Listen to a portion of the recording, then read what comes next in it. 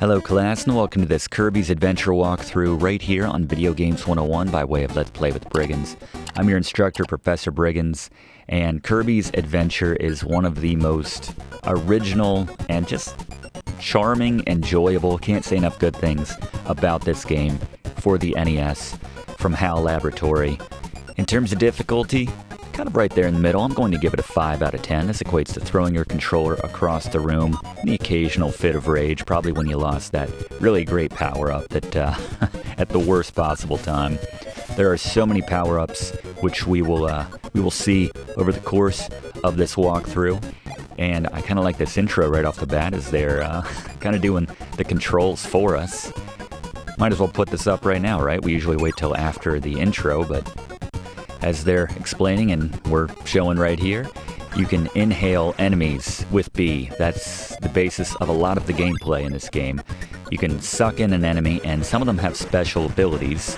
So if you push down once you have an enemy in your belly, you can take on their special ability. You can drop it again with select if you want, but there are a lot of different ones to cover, which we'll show throughout the course of this game, as I mentioned.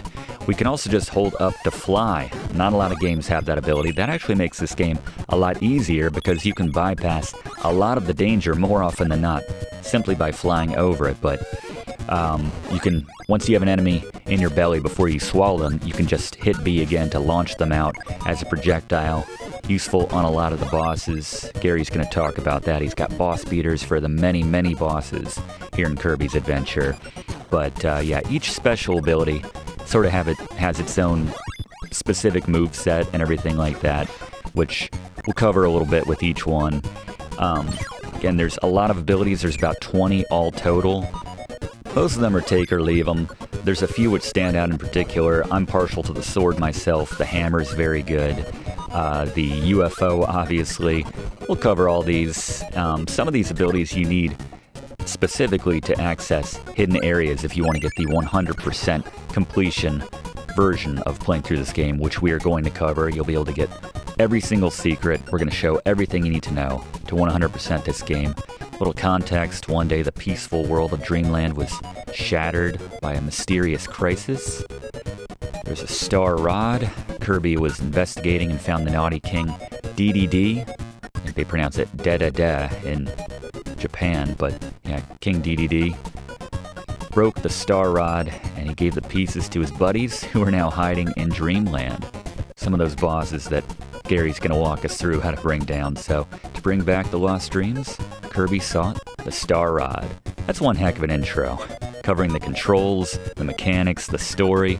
Let's run our own intro and get into this Kirby's Adventure walkthrough right here on Video Games 101.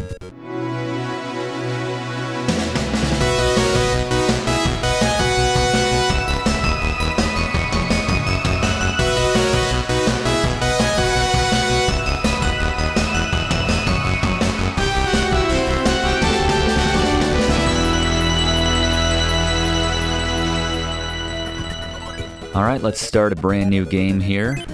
Kirby 1. There are 7 different worlds, or levels I suppose they're called. We start off in Vegetable Valley here in Kirby's Adventure. As we take a look now at the Briggs notes for this Kirby's Adventure walkthrough, the keys to beating this game. Number 1, follow this guide to find all of the secret areas. We're going to show you how to 100% complete this game, which unlocks Extra Mode, which is just basically a harder mode of playing through the game. You also have access to the bonus games on demand once you get that 100% rating. Number 2, prioritize the best abilities. Again, I kind of mentioned some of those in the intro, but we'll be pointing those out as we get deeper into the game. I think we have the beam right now. You can pause at any point to see kind of a better guide as to how each of these specific moves work, little tips and tricks for each one. And lastly, use Gary's boss beaters. He has tips on taking down every single boss in this game, and a lot of times tips on the best abilities to use on each one. And we have the first little hidden secret area right here, where we can grab a very useful ability early on. Just fly down here, be careful not to fall, otherwise you'll die. And then very quickly suck in this enemy, press down to get its ability. And you have the UFO, which has 4 different attacks depending on how long you hold down that B button. But it's just a lot faster way to get around, avoid damage, do more damage. Hold down that B button for the most powerful star shot right there. It goes through enemies, and then we lost it just like that as soon as we take damage. We can track down that same star though and suck it back up and swallow it in order to get our special ability back before it leaves the screen.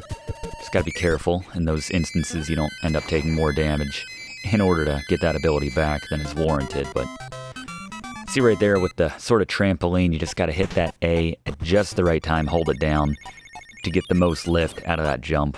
We'll keep working on that, but we have our first mini game right here. This is a crane game called Crane Fever. If you grew up in any time in the last 30 years, I'd say, you'll probably recognize a crane game.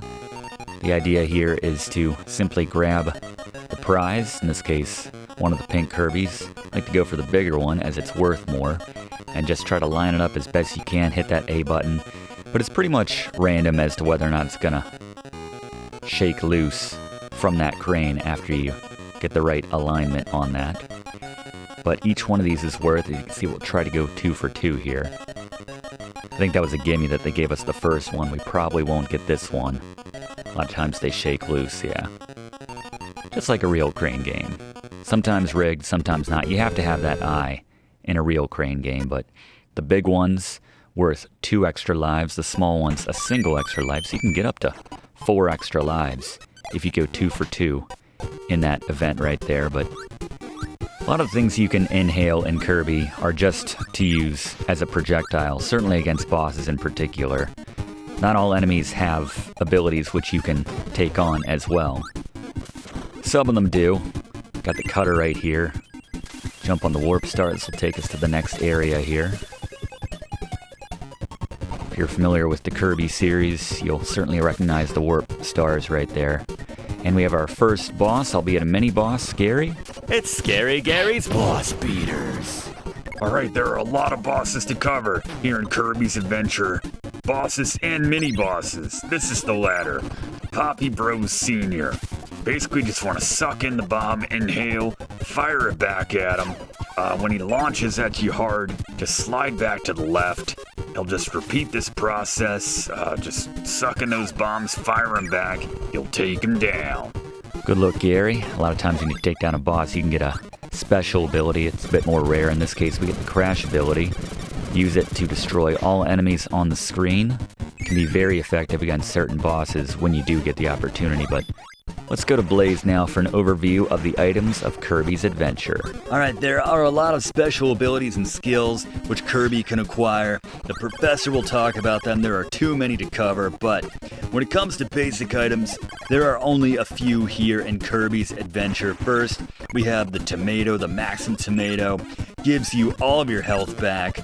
Next, we have the water bottle, just refills 2 of your health units. We have invincibility. If you can find this lollipop, it lasts for a short amount of time. Just plow through the stage. We have the 1-up for the extra life. And finally, the star. When you grab one of these, it takes you to the next area or level in Kirby's Adventure.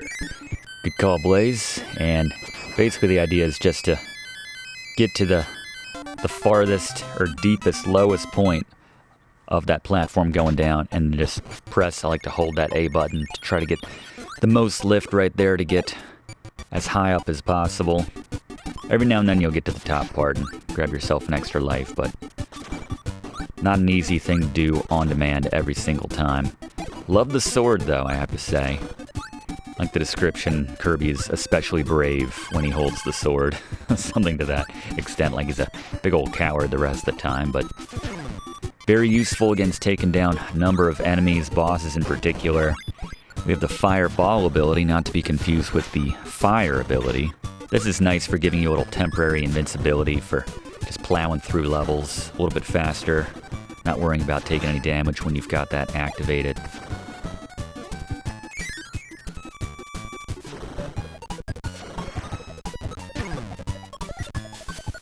See, they don't last very long underwater, so plus you can't inhale down here. You're just using that little spout move to do some very minor damage to some weak baddies under the the water. As you can see, we have the basic fire move right here, nothing special. Don't mind losing that, unless it's like a specific instance where we need to melt some ice or something. Spark is kind of the same deal.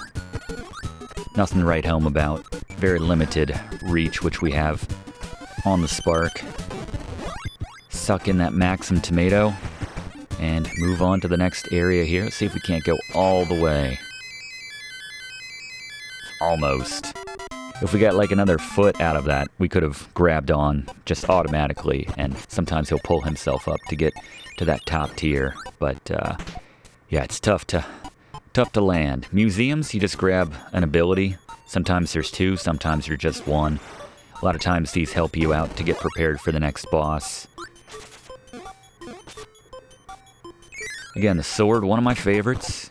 I just like Kirby having an instrument of death at hand right there. Stabbing the baddies. You have to be careful. The controls are very solid in this game, but yeah, it's easy to just kind of, with momentum, plow into an enemy you didn't mean to and lose your ability. But we have another mini-boss. Gary? Boss right here, Frosty. Suck in his ice blocks, fire him back at him. If you have the sword, he's a very quick out. Just keep chopping at him. He'll go down very quickly. That's why I love the sword. You get a lot of hits in very quickly, too, and they don't have a really large temporary invincibility buffer with a lot of these enemies, so you don't have to be too precious with a lot of the moves in this game, especially early on.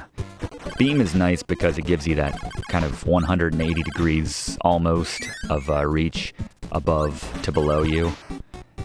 So if there's enemies in your immediate vicinity just kind of surrounding you, at least above, below, and in front of you, very handy move to have on demand right there. Kind of curious, actually, class. Those of you who are familiar with Kirby's Adventure here, what's some of your favorite moves, special abilities in this game?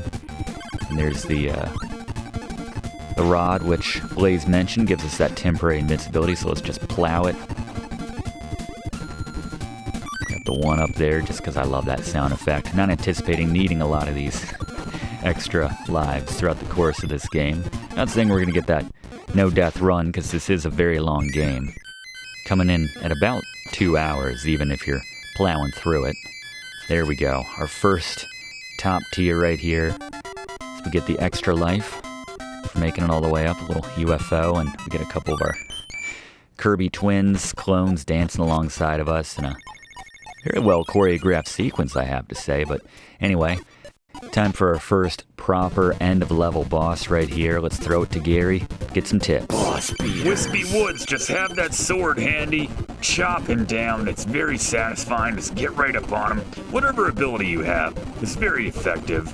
Otherwise, you can just go over, suck in those apples, and fire him back. But I just really like chopping him down, taking it to him with the sword.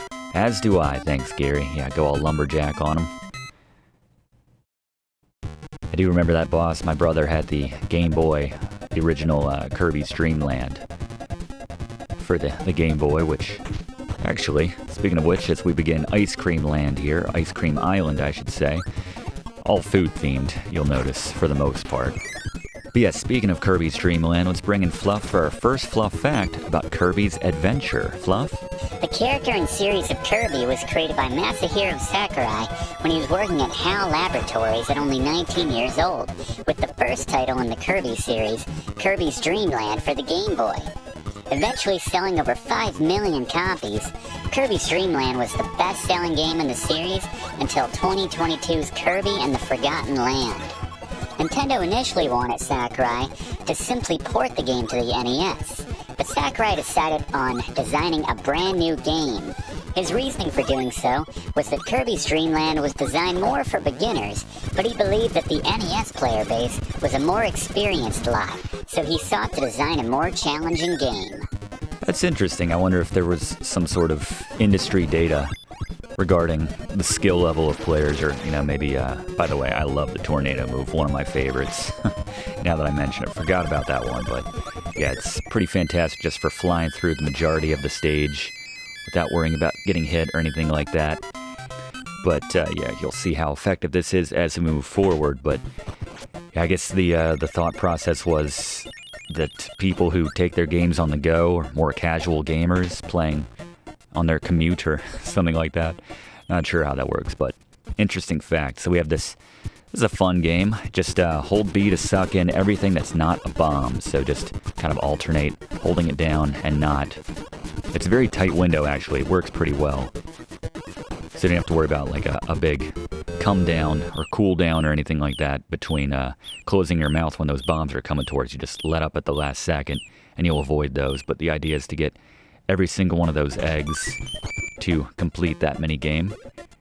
Some fun mini games, I have to say, in this. I like the quick draw one, which we'll come to eventually.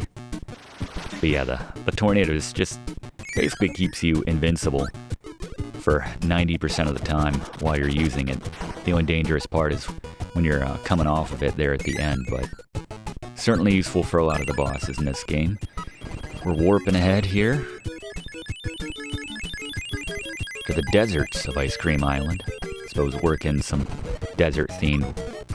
Knock out 2 biomes with 1 stone. You can grab a sword there, other things like that. But Gary? Grand Wheelie. You want to fly or jump over him when he charges at you. Inhale those wheels, fire back at him. Repeat this process, you'll take him down. Yeah, all strategies go out the window when you have Tornado. You don't have to... It's just the turn the brain off and spin type move. That's how I classify it. I like to hold on to this one as long as Kirby possible. You just fly through large sections of the game. There we go. Get another one up? Nope. Yeah, it's not, it's really just a feel thing. We do get the points bonus every time, but, you know, not quite the same as getting all the way up there. Have another crane game unlocked for us. I'm gonna start to skip those, as you know we've shown that, and they get a little samey, especially when you're just standing to earn the occasional one-up from it. It's mostly luck-based, though. We're going to begrudgingly give up our tornado right here to get the sword. Stab just once from the back there to keep this block intact. Use it to jump and stab that bomb to get to the UFO that's hidden here. Grab the Maxim tomato if you need it. And it's just a bit more easy to get around this area when we have the full speed of the UFO, especially underwater.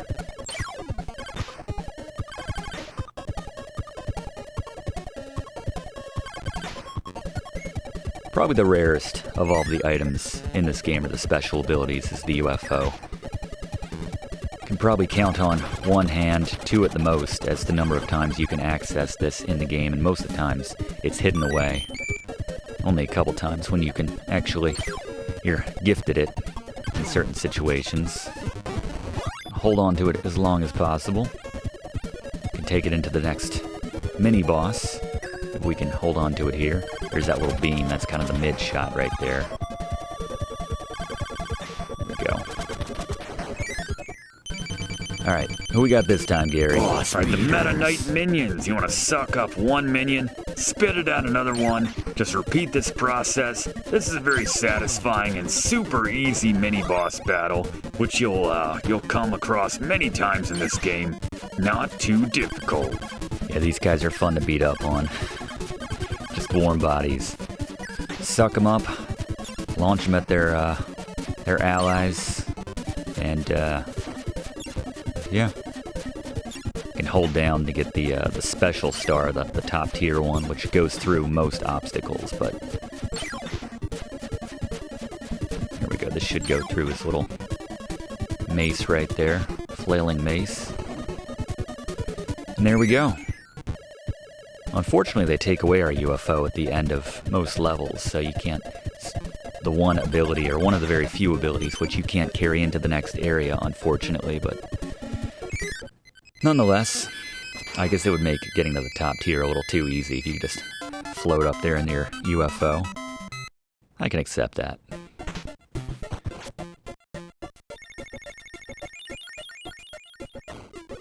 So I'm going to skip the crane game right there and go up to the museum. And I'm going to grab the laser right here. Looks very similar to the one which we had in the UFO, but the cool thing about the laser is it can bounce off of walls. We can use this to our advantage in certain situations, certainly later on in the game. This looks very much like the final stages of Mario 2, by the way, the cloud kind of biome areas. You can sort of see a lot of the overlap, the influences in some of these. Of course, HAL Laboratories and, or Laboratory, singular, and Nintendo were always very close. Fluff's talked about that in the past.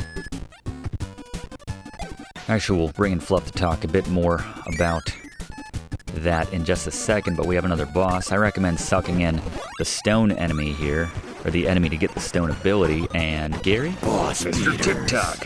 Another boss we'll be seeing quite a bit of. You want to drop on the boss at this point with the stone when you got it. Just stay still until he moves away from you. Then you can break out of the stone. Repeat this process. Otherwise, just suck in the projectiles he launches out. Fire him back at him. He's not too difficult, not the fastest of bosses. You'll take him down. Yeah, that invincibility, the play dead feature of the stone is nice. I'm going to suck in Mr. TikTok and get the mic ability. This is a 3-shot, or 3-use ability to basically kill all the enemies on the screen. We can use this against certain bosses. First time you use that megaphone, then it's just the microphone, and then the final time it's just basically the rock and roll move. But here's the laser in action, as I was saying. Bounces off of these kind of 45-degree angle slopes right there. So when you have that ability, be on the lookout for those. Sometimes you can access other areas, as in the case of that 1-up, to using that laser ability. So same idea here. Cut through these couple guys, you could shoot up there, but all that to grab just a couple extra HP. If you need it, go ahead and grab that. One of the enemies very reminiscent of Super Mario 2 as well. American version of the Doki Doki Panic, which we did a class on here on Video Games 101, by the way. There we go. Good launch. Up to 13 lives. And we have a sort of mini-game which we're unlocking here, the arena, in which you can take on a mini-boss to get their ability. A lot of times, the ability you can get from that mini-boss is very useful in the next area of the game, the next stage. Sometimes for accessing an area you wouldn't otherwise be able to access because that ability is not in the level. Usually a rehash, in this case Mr. Frosty. We're just going to laser him to death with our ability. We can get his freeze ability right there. But anyway, as we go into the next stage, let's bring in Fluff for another Fluff fact about Kirby's Adventure. Fluff? Kirby series creator Masahiro Sakurai directed or was involved in a number of games for HAL in the years following Kirby's Adventure, including Kirby Superstar, Super Smash Bros., and Super Smash Bros. Melee. Sakurai left HAL in 2003, citing frustration with the business of sequelization. He formed Sora Limited with his wife Machiko, who also worked at HAL, and has done freelance design work in the years since. Notable projects he's worked on since leaving HAL include Kid Icarus Uprising, which was the first game in the Kid Icarus series in 20 years at the time. By the way, we did a recent class on the original Kid Icarus, link in the description. And Super Smash Bros. Ultimate for the Nintendo Switch, the latter of which is the best-selling fighting game of all time. Nice. Yeah, the last Nintendo system which I had actually a console of myself was the Nintendo 64, when my Nintendo allegiance was at an all-time high in the mid to late 90s. So I was a big fan of Super Smash Bros. In particular. Didn't play a lot of the ones post that, but that was a fantastic game. And I can certainly understand why games of that series would be amongst the best or best-selling fighting games of all time. More of an accessible, everybody can get into it type of fighting game, in particular when it comes to those. And all the different memorable characters, obviously, from the Nintendo Galaxy featured in those games. Got some deep cuts, too. I mean, Ness from Earthbound, the Ice Climbers. I mean, come on, it's all over the place. Pretty cool. Anyway, this is kind of slow going depending on the ability that you have right here. Very close to losing our first life right here. Get 2 HP back right there. This will keep us afloat for a bit longer. Can't go all the way to the left there.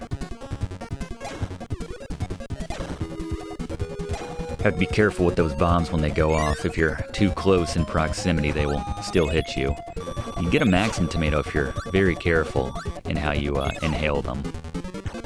Every now and then you'll see one of those guys riding a Maxim tomato. Most of the time it's just an apple, but every now and then, if you're careful, you can get all your HP back from one of those. See, that one didn't feel that good to me, and yet we get the one up, so you never know.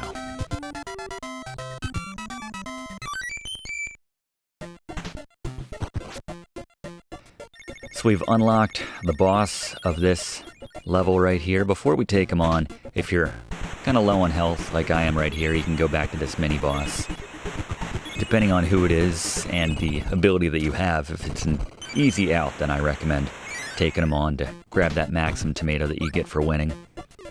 Makes taking on the next stage, or boss in this case, a lot easier. And speaking of the next boss, Gary? Boss beaters. Alright, Paint Roller. You can use whatever abilities you have to attack, get up close like we show, or just get a new one as he conjures in different enemies who have a number of different abilities which you can suck in. You especially want to look out for the bomb and swallow that to take on the crash ability, which does a lot of damage. That'll take him down fast. When he's moving around, when he's coming to the bottom, especially when to hover below a platform when he's moving. This will keep you safe. Even if he comes to the side which you're coming on, just repeat the process, get those hits in, take him down. Good look. Thank you very much, Gary. Yeah, whenever you can get that crash ability against a boss. Extremely effective. We move on now to the second quarter of this game, if you will, level 3, butter building. Here in this Kirby's Adventure walkthrough here on Video Games 101. This is the first area specifically, but just level in general in the game, where there is a hidden area which has a switch which we need to activate in order to get the 100% ending.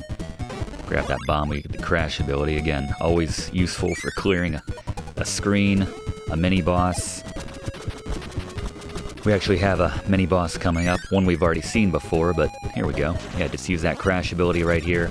Give them a second to spawn in, you know, start coming at you before you use it, otherwise you could waste it if you use it prematurely, but get that microphone ability. We don't need a special ability to access the secret area, the first hidden switch.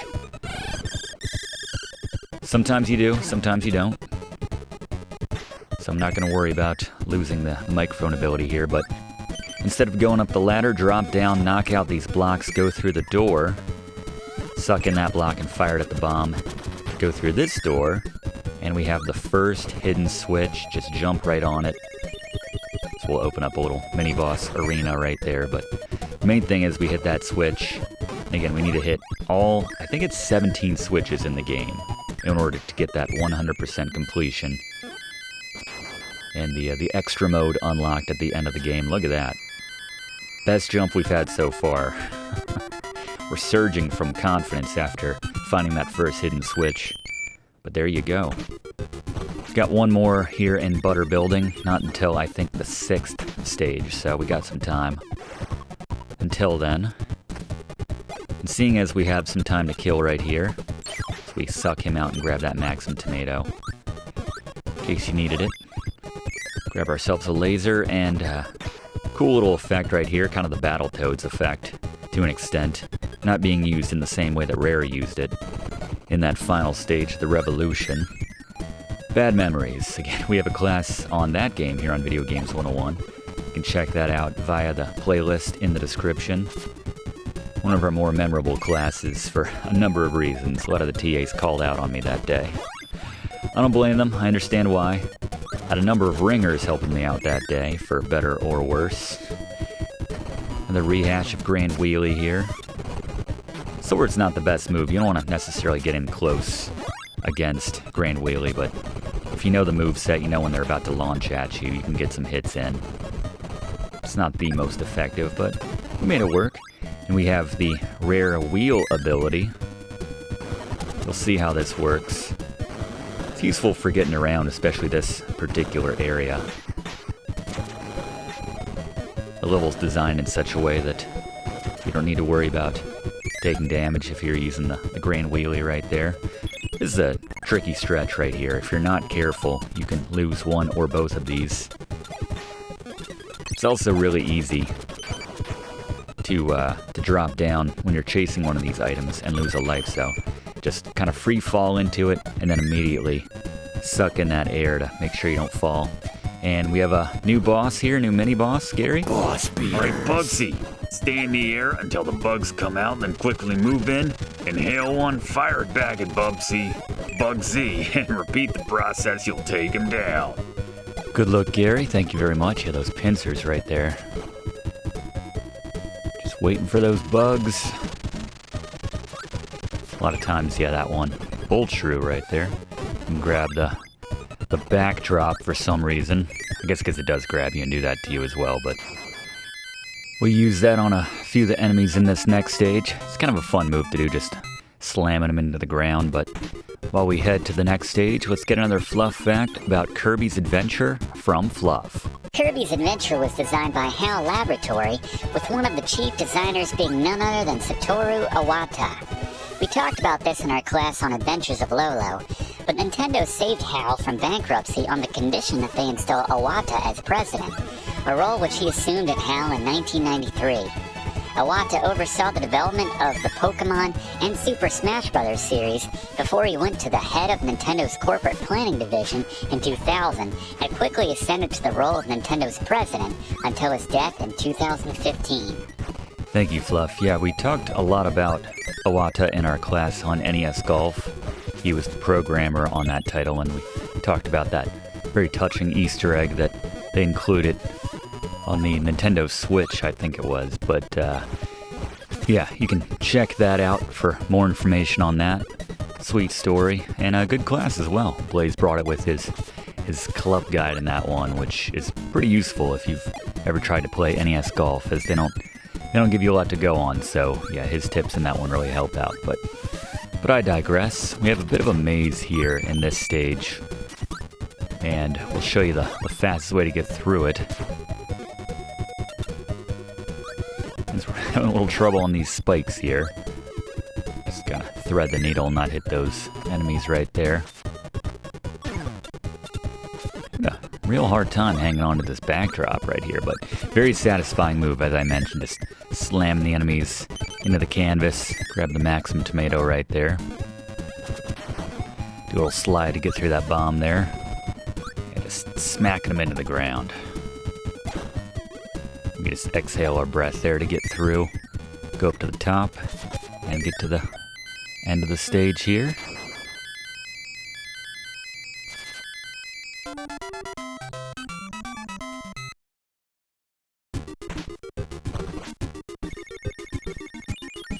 The museum here, where we have the first instance, I believe it's the first instance of the high jump ability here in Kirby's Adventure. It's a fun one where you can use it to jump through enemies and deal some damage right there. Certainly useful when your enemies are above you, flying. Anything in that situation. Plus, it's kind of functional too for getting around more easily. Not going to use it in this first stretch, just going to use the warp star to head to the next area right off the bat. Next section of this tower. And we have our next boss right here. And this is, alright, yeah, so just another rehash of these guys. High jump, not the best ability to have right here, actually. Probably objectively one of the worst, practically speaking, for trying to use it against these guys. Anything that fires would be much more useful in this situation, but yeah, so we'll just ditch that for now. You can just swallow the guys, or you can launch them at each other. When they're not all kind of in more convenient planes to hit one another with, sometimes it's just easier to suck them up and swallow the enemies and move on in that case. Grab our sword back here. It's the umbrella ability. We saw that in the intro. Here you just want to kind of slow hover this one. Plenty of power-ups to grab some health back here if you need it. Just gotta thread that needle to get that Maximum Tomato. There we go.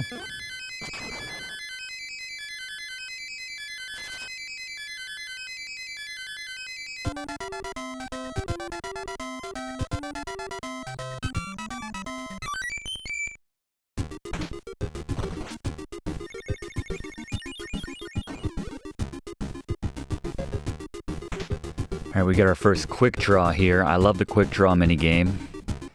Pretty self-explanatory. Just hit that A button as soon as the enemy, our cute little cowboy hats, draw their gun. So 30's pretty slow. That's enough to beat that first one. You need to keep getting faster and faster because they're going to draw a lot faster with each subsequent challenger which you come up across. There's 5 different challengers we take on, ending with King Dedede. See, our time is getting better each time.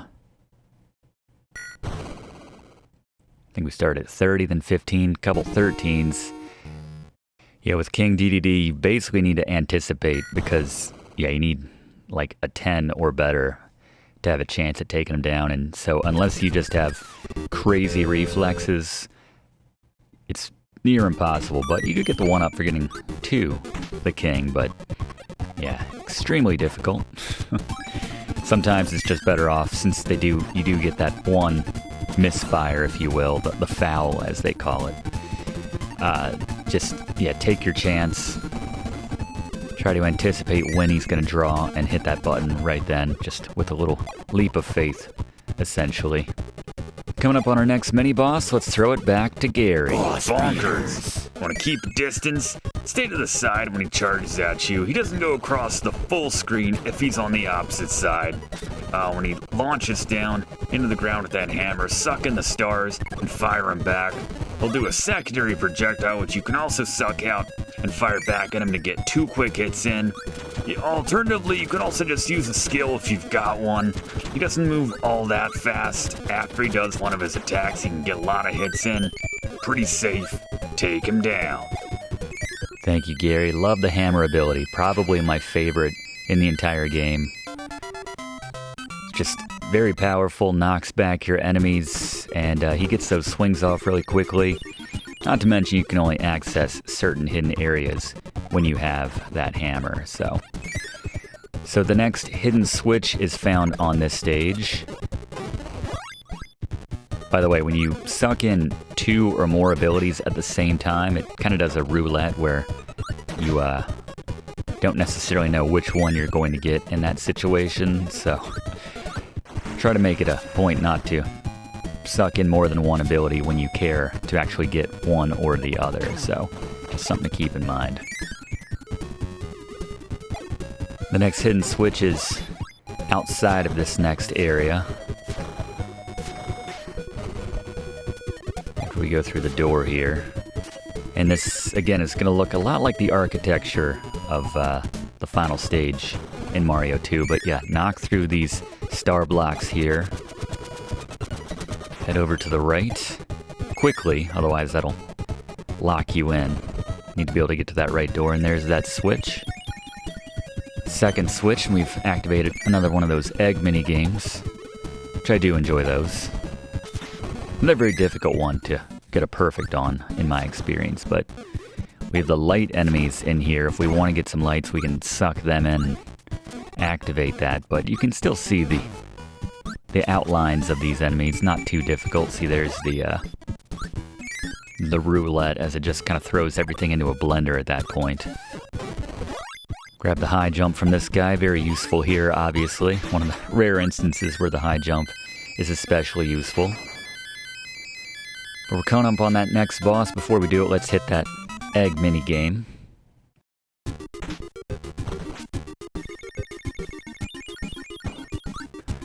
The egg catcher. See how many we can get this time. It's tricky because they vary the timing, the speeds at which he throws some of the eggs, but especially the bombs, which can catch you off guard if you're expecting that arc, and then he just tosses one of those bombs, kind of like a bullet coming right at you. See, I usually hover around that 3 or 4 mist range.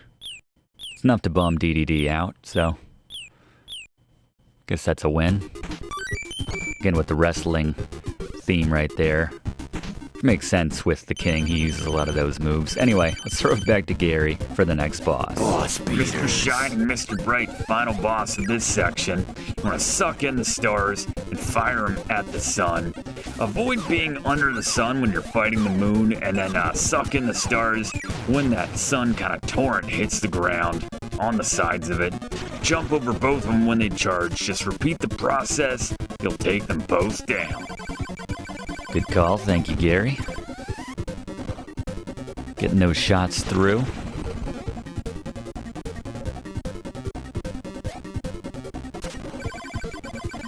Staying to the side. We're generally pretty safe.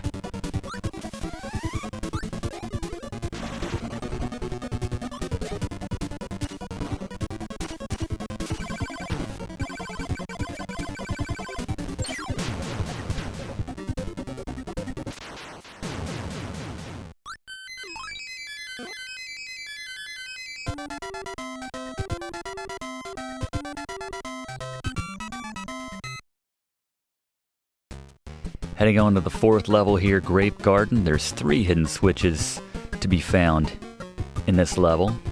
First one is in the first stage of this level right here. We also have another chance of getting a UFO if we act quickly.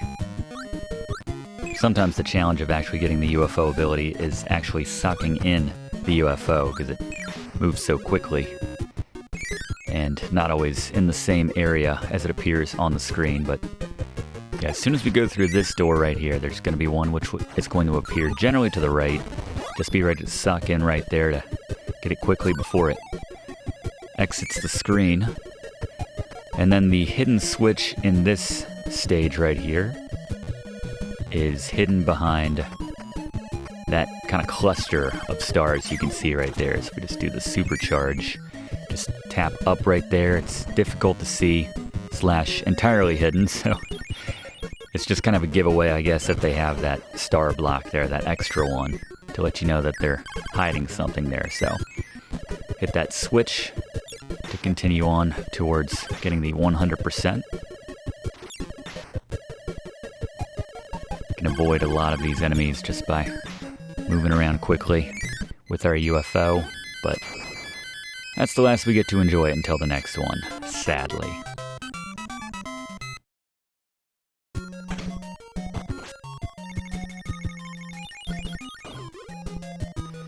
So we have another crane game. I'm gonna skip that one again. It's just a little slow pace for my liking, and again, too much luck involved, so we'll move on.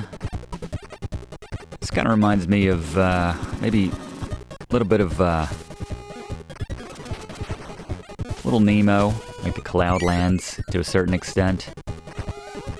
Those stages, or parts of that stage, in some of these areas. This is another bit of a maze. Show you the most direct route to get out of here. There's no hidden switch to be concerned about in this one. Just trying to find the most efficient route to get out of here. A hidden door underneath the block. If you need to grab yourself a Maxim tomato to top off your health, do so right there.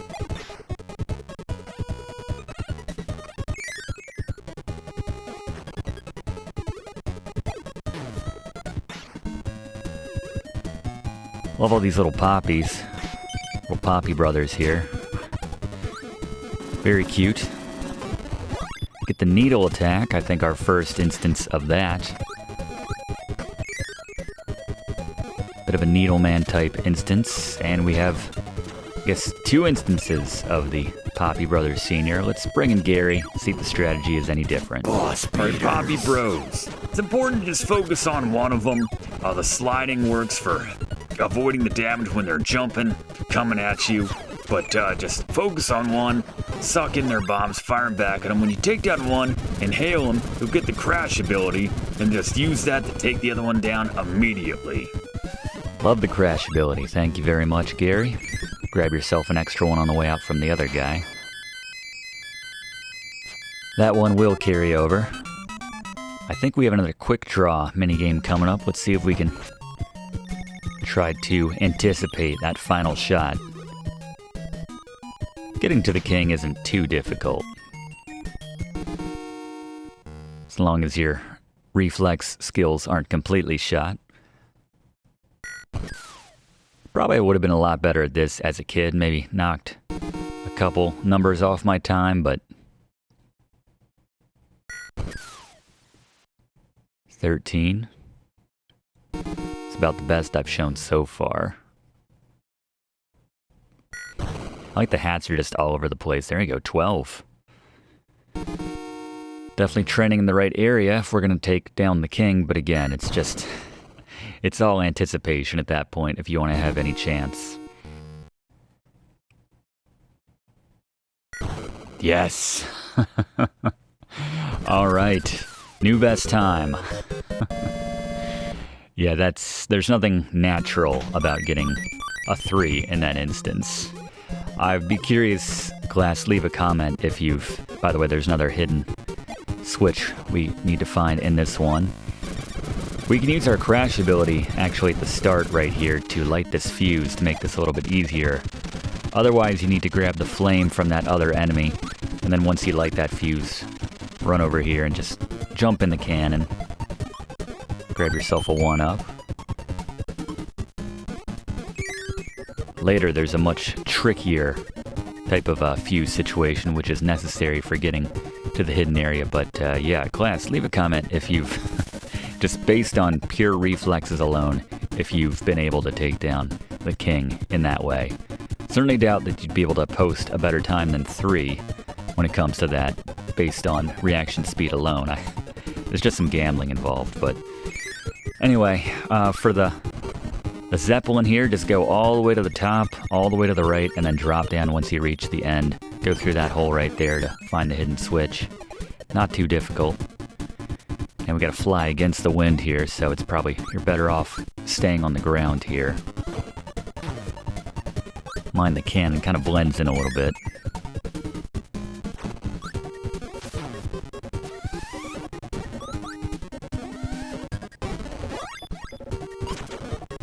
High jump again.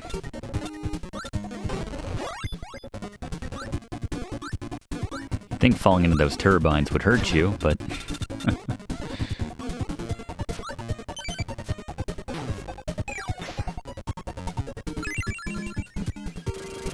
The warp star to get away from this madness.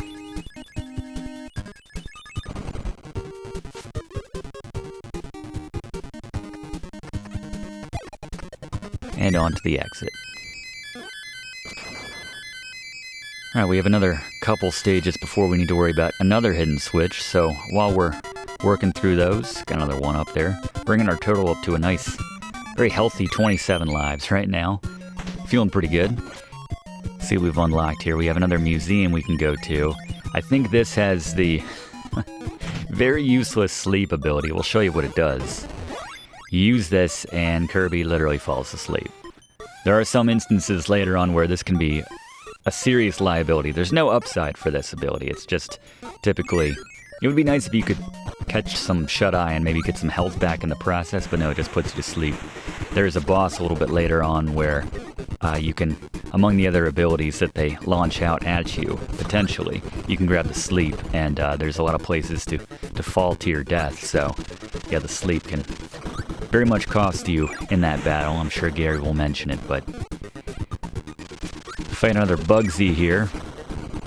It's difficult to get both of those bugs in that instance, get both shots off. There we go, got our Maxim Tomato, got the backdrop ability moving forward. Mostly just wanted that health, but yes. Anyway, as we're pressing forward, we got a couple stages right here where we don't need to worry about any hidden switches. Let's bring back in Fluff for another Fluff fact about Kirby's Adventure. Fluff? At 6 megabits, Kirby's Adventure has the distinction of being the largest game to be featured on the NES. To put that number in perspective, the average AAA title today is roughly 100 gigabytes, which translates to 800,000 megabits. Good lord. Yeah, we've come a long way, haven't we? But yeah, I mean, even for its time, like he's at 6 megabits, very large. I think it's fascinating to me. Just grab the wheel right here. We can ride this down. Just use it to just turn whenever you need to. Works pretty well. Pretty responsive. Don't worry, it's not a rat race Battletoad situation where we need to worry about getting down to the bottom before that little burning bit to take out the columns there. It actually works in our favor. We have another new boss right here. Wheel might not be the best ability for it, but Gary, who we got? All right, Shelatoss. You want to keep your distance and be ready to jump when he's charging at you. Inhale the enemies he launches out at you. Fire him back at him. Pretty much the strategy for a lot of these bosses, come to think of it, but just repeat the process, you'll take him down. Good call, Gary. Thank you. Yeah, just to finish that thought. Get sidetracked a lot when you're playing Kirby's Adventure, but it's just kind of fascinating to me the abilities which different developers were able, the potential they were able to achieve from the NES. We get the throw ability from Shelatoss, very fitting, actually. Another very rare ability, actually. You can see what it does right there. We can use it to access the next area. You don't need it, we can just use the breath and whatnot, but we can also aim the tosses in each situation. Get out of here with your lesser ability. We get another one up. Can we get to 29? Not today. Alright, that's alright. Then you also think of games like, I don't know, I had one of the Call of Duty, I think Black Ops, one of the Black Ops games, and bought all the expansion, like the zombie maps and everything. It's a good time, but just the idea being that it's, with all those expansions and everything, I think the overall size of the game bloated to something like 150 gigabytes. Pretty common by today's standards, but just, yeah, compared to this, kind of crazy. But yeah, it's the same hardware, obviously, that was playing some of the original. This is kind of difficult to drop down here. You see there's a hidden door right here. You can go in it and grab yourself a 1-up. And then just pop back out. That's the only reason to go in there for. We have a stone ability if you want it. But yeah, it's, you know, the same system where you had just some of the earliest, most rudimentary games. You know, just a lot of the black box titles that were fun, nonetheless, you know, in many cases, some more than others, but just great, you know, the exact same system and so much more potential realized from it, just stretching the system to its limits here in Kirby's Adventure, but I digress once again. Good fact, Fluff. I guess that's what I'm trying to say from probably 5 minutes ago at this point. Also one of the later titles released for the NES in 1994, when most developers had moved on to the Super Nintendo, obviously. System having, you know, been released, I think, like 3 years before this, so yeah, most people were playing Super Nintendo by that point, myself included. Played a lot more Kirby's Dream Land on the Game Boy, my brother's Game Boy, than I did, so close that time, than I did Kirby's Adventure. Played this one a little later in life, but anyway, the next stage has the final hidden switch which we need to activate here in Grape Garden. It's actually kind of difficult to find. It's hidden in the dark, so if you know where to go, obviously a lot easier, unless you have the light ability to turn things on. In one of the upcoming areas here.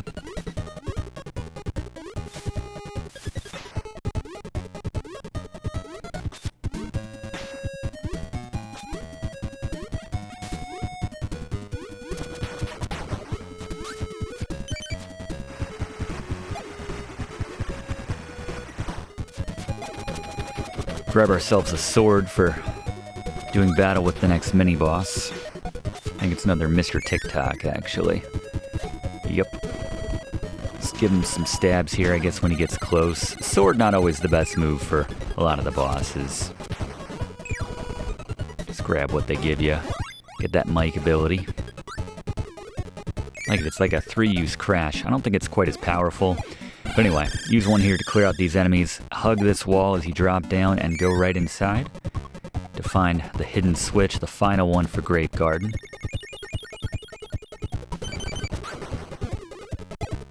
Also, as a nice little added bonus, we get all of our health back after we use one of those, or collect one of those, or hit one of those hidden switches. There's the light enemy right there. If you want to use that, it'll brighten up the rooms. You can see that hidden switch if you were to go back, if you were thinking, hey, maybe I missed something there. But as long as you know where it is, you can go in there regardless. I believe there were a number of abilities that they had planned for the game which didn't make it in. Kind of reminds me of another game we did a class on about a year ago, in A Boy and His Blob, where you have a number of abilities which you can, the blob can take on, and some of which they just tested and just stuck with their favorites, basically kept them in the game. It's the same thing with this. All the abilities they came up with didn't quite make it into the final version of the game. To get that one up, you want to hit that leftmost switch, unstone yourself, hit the rightmost switch. That will launch it up by one, and then hit this final one, and it'll pop it up one more time. Kind of feels like a bubble bobble type situation a little bit there. Maybe just how the enemies popped out in different areas. Kirby does have a ladder climbing animation, by the way, for what it's worth, but don't see it a whole lot, given the fact that he can fly on demand. There we go. 31 lives. Baskin-Robbins has their 31 flavors. Kirby's got its 31 lives. One heck of a cushion to call on here. We're still working on a no-death run. Coming up on the next boss here, we can suck in this first guy to get the high jump ability, and we're just gonna, as quickly as possible, use the high jump to keep climbing higher and higher until we get to the top level. If you do fall between the gaps, make sure you inhale and get some air in you to start flying. Sometimes you can miss these touchdowns as you're trying not to take any damage from these enemies. But anyway, reaching the top, let's go back to Gary. Boss Kracko, you want to keep the distance when he attacks. Use that high jump immediately when he finishes that attack to jump through him. Repeat this process. Very satisfying using that high jump to deal big damage to Kracko. Good call, Gary. Thank you very much. Kind of reminds me of the Jackie Chan's Action Kung Fu game from Capcom. Very satisfying action combat platformer game. The fourth level, I believe, the boss takes place in the clouds. Actually, it's a giant cloud-like monster, and you can bounce really high off the clouds, and you have to kick him in the eye. Always think when a game like this released very late in the cycle of a system that it was probably influenced by at least some of the games which preceded it, but anyway, halfway through the game. Here we are, level 5 Yogurt Yard, here in this Kirby's Adventure walkthrough here on Video Games 101. We have 4 hidden switches to find on 4 different stages here in Yogurt Yard. We're getting to the point where we're seeing these switches more often. We're not seeing them, they're hidden, but we will once again show you where each one of them is, so you can get the 100% completion ending in this game. But yes, we're getting to the point where a lot of these stages, pretty much every single one at a certain point, will feature one of these hidden switches. Stay low and you can grab the stone ability right here. Careful not to use it in certain situations, as you can find yourself falling to your death quite easily if you don't pull out of it in time. You'll note Kirby also has the ability to drop on enemies. It's one of his attacks, which we don't use a whole lot, but he does do some damage in that way. And if you go through the floor right there and head over to the left, you can find the hidden switch of this first stage. See, there's a restorative item there, but every time we hit one of these switches, we get topped off regardless, so. Now that we got that one knocked out, let's bring in Fluff relatively early here in Yogurt Yard to give us another interesting fact about Kirby's Adventure. Fluff? We've covered a lot of facts about this game. How about a fact about Kirby himself?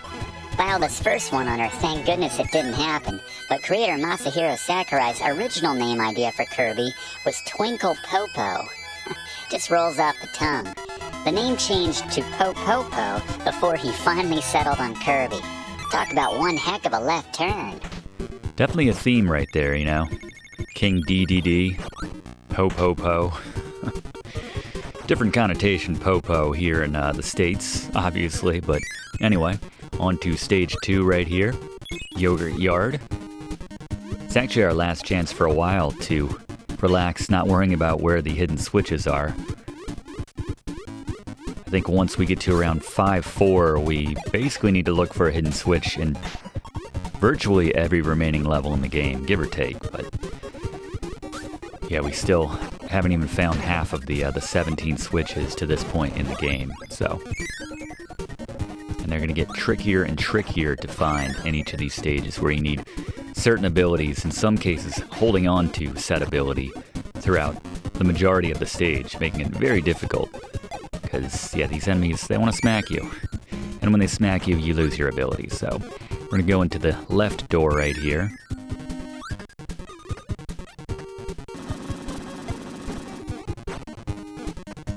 Drop down on this guy. I guess he's over to the side right there. Let's transfer right here. Pretty linear. Take the first door. Grab yourself the 1-up that we passed earlier.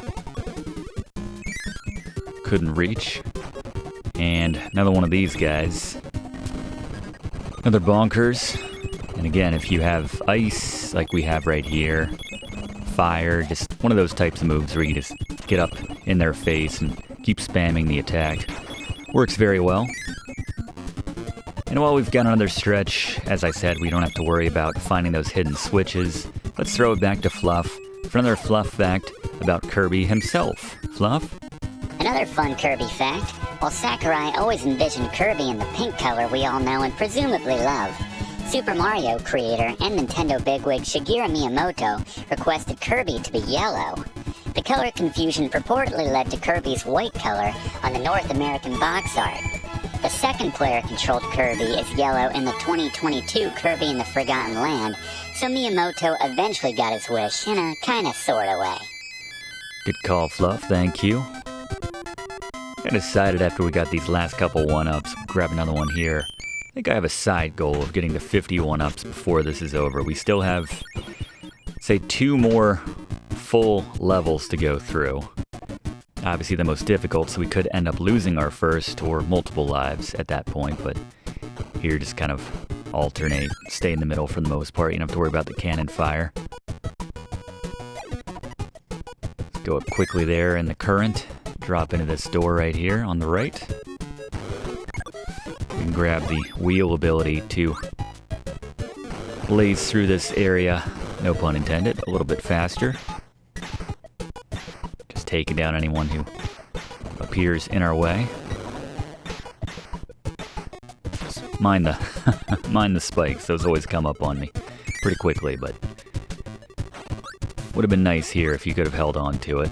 You can just gap those essentially with your wheel move, but I'll have to slow play it now. It's just as well because there's a hidden door right behind this block right here. Just kind of bait that cannon to aiming for the other side. Here you need to be very quick and very careful to grab these items right here. You can see you gotta pull out of that stone move, otherwise you'll just sink like a literal stone down to your death at the bottom of the screen. So just as soon as you unlock the item, just pull out of it. It can rest right there on land. The little guy looks just like he's out of the Bubble Bobble universe. This is the one instance where we do need to use the parasol. Just basically grab the ability, drop off, and then enjoy the float right here. You can also use it as a practical weapon, as you can see right there. Kind of like an umbrella. I mean, it's literally an umbrella, so kind of and literally like an umbrella, but here we go. Launching like we want it. Those 50 lives. And we'll see what we can do. Still probably not going to do any more crane games, but outside of that, definitely do an egg game. As long as we get between, I think at least 25, we get that extra life. But if we get them all, that's when we get the 3 lives. But I'd rather get that 1 life then.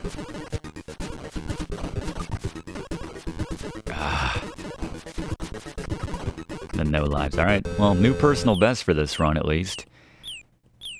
Missed that one. I thought sometimes it gets me, that animation of the bomb bopping off of his head. It makes me think that I ate a bomb and it's over, and then I sort of check out mentally, but yeah, we could have kept going on that one, obviously, but that's all right. Get the fireball here, handy for getting through a lot of these. Difficult to keep, I find, in this stretch, because, yeah, right there, it's definitely a threading the needle situation. So one up down there, we're going to take some damage if we want to get to it. We can use the fireball to maybe just get enough on that. All right, there we go. Just enough to bridge that gap. And then, couldn't pull out of that in time. And there's no, just another one of these guys, another Meta Knight, or his cronies, rather. And a very satisfying mini-boss right here. Incredibly easy. Just suck one in, shoot it out, or just swallow it, or, yeah, use it as a practical weapon against another one of these guys, but the threats themselves are pretty much non-existent. There you go. This is one of those stretches where just fly over it, you know? You can't go wrong, you literally can't get hit. Like in any other game, you would need some special ability to fly, but in this game, it's just, you just fly. Just skip. Obviously, 90% of the danger of this particular stretch right here. Pop into this little waterfall opening here, or the opening above the waterfall, to grab the next hidden switch.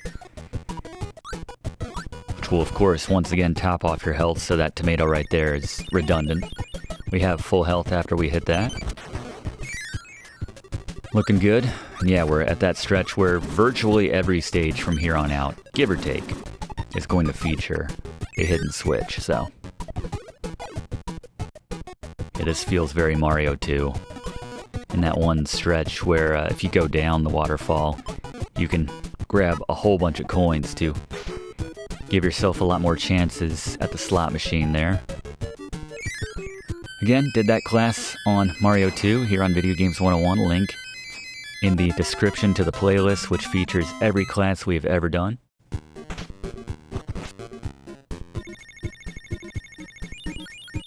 By the way, subscribe to Video Games 101 if you have not yet already done so. We do one of these classes every single week in the same spot. Love to have you enrolled.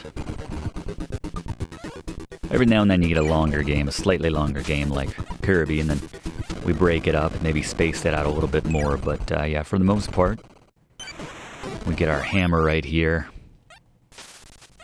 One of my favorite moves in the game, favorite abilities. Just love how long it stays in front of you when you swing it, basically, so you're much more likely to take down a lot of enemies. Alright, so the hidden switch for this stage, drop down between, in the little gap right there, go through this door.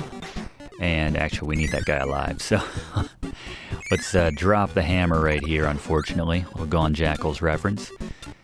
This is a two-parter, actually, so we need to suck in this guy first, get the high jump, knock through those blocks, and then get rid of this, and then suck in, get the fire ability. Light the fire right there, and then as quickly as you can, get over to the cannon, and launch yourself up to the switch. There you go.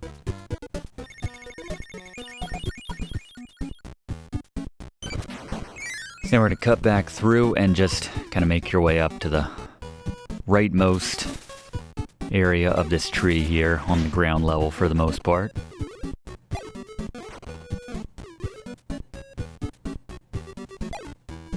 Right through this door here.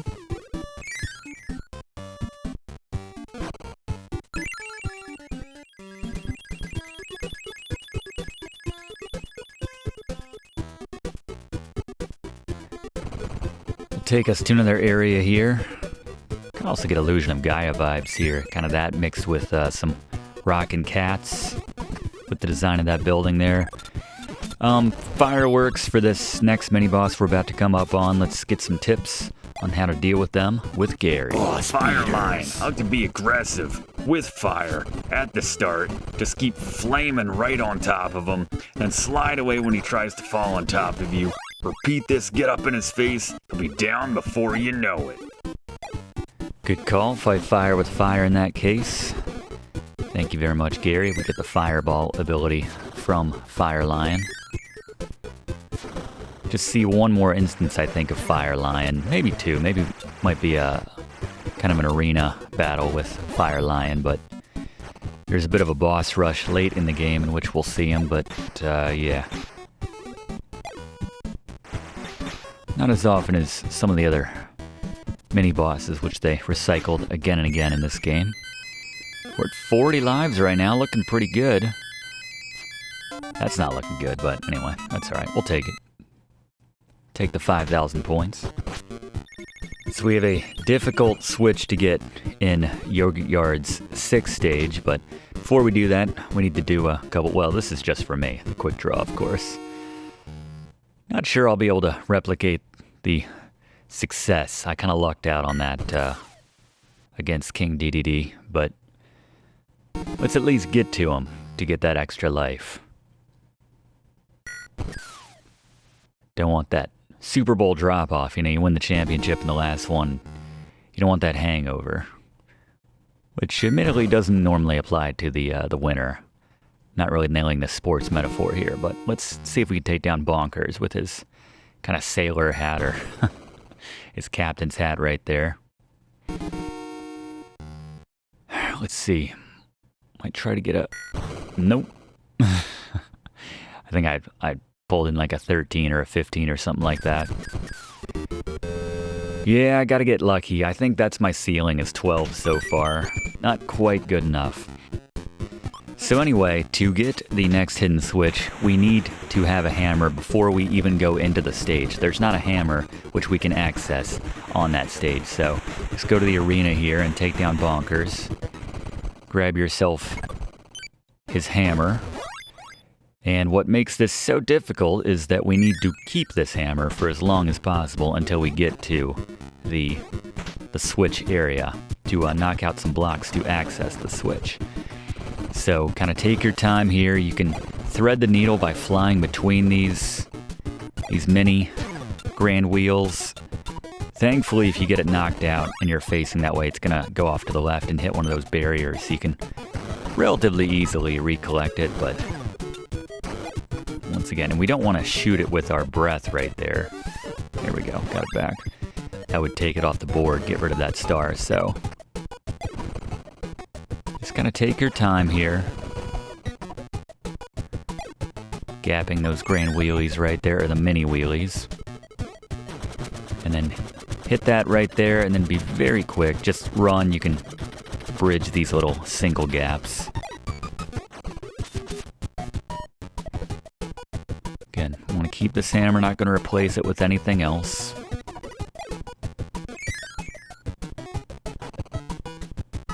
And this is the one last section where you need to worry about it getting knocked out of your possession. Go through this hole right here. And if you still have the hammer, then you can knock through these blocks right here and gain access to this hidden door down at the bottom, which contains the final hidden switch for Yogurt Yard. Plus another 1-up for our account. That's good. Feeling pretty good about hitting that 50 extra life mark. Kind of like when we did our class on, I think it was Bugs Bunny's Birthday Blowout. Maybe to a lesser extent the Tiny Toons Adventures game as well, but certainly Bugs Bunny Birthday Blowout. Very easy platformer where lives are abundant. So much so that I think I ended with 99 lives, as was my goal. It came down to the wire. Don't get me wrong, it was close, but you can check that out. That was a good time, but not the most challenging game by a long shot. We're feeling it now. 43 lives. Looking good. And I think that does it for the stages for Yogurt Yard. Just us and the boss at this point. Let's send it back to Gary for tips on this boss. Gary? Boss beaters. The heavy mole. Bring the hammer. You gotta watch out for the pits when you're swinging this thing around. Otherwise, if you don't have it, be ready to hail in some enemies. fire him back, it's a much more difficult battle if you're doing it without the hammer. And it's so convenient, just make sure you go back and get it before the start of the battle. If you do it without a hammer and you're inhaling the enemies, don't accidentally swallow a dark enemy. This will trigger the sleep ability, which means you'll just fall through the hole as you're sleeping. Instant death, but with the hammer, a very quick out. Thank you, Gary. And we actually want to hold on to the hammer for as long as possible. There's only a couple of different abilities which will allow you to access the next hidden switch, which is very shortly coming up on this particular stage. There are, I think the only two that can do it are the hammer or the stone ability, and neither is present in this stage, so if you don't have them, you probably want to just go back and take on the Bonkers to get the hammer again, but if you do not have them, then you need to do the old inhaling two enemies and either get the stone or the hammer from the roulette, essentially, of the randomizer of the abilities. But yeah, pop into this door once you have one of them, and either will work. You can use the stone to smack through the bottom there, or the hammer, obviously, but here's the switch right here. Assuming you used Gary's boss speeder on that last boss, and avoiding the enemies isn't too hard in this stage, you should still have the hammer at this point, so it's not too big of a deal. Yeah, we're definitely at the point in the game where virtually every stage, certainly in the Orange Ocean area, has another one of these switches, which you're becoming increasingly difficult to access each one, needing more and more rare abilities and holding on to things for longer, or just doing a little bit of puzzle solving to figure out how to access them. We have a particularly interesting one coming up here. It took me a little while to figure out, actually. I think it might not be until the final stage, or the final level, the one after this one. I suppose, strictly speaking, there are 8 levels in this game. There goes our hammer, that's alright. We got good use out of it. Might be a record for how long we actually held on to a particular ability in this game. Almost. Still, I think with 5 lives to go, it's pretty much in the bag, but yeah, there is an 8th level, but it's mostly just about the final boss at that point. So we have another museum here. We can pop in and grab the wheel ability, if we get close enough to it.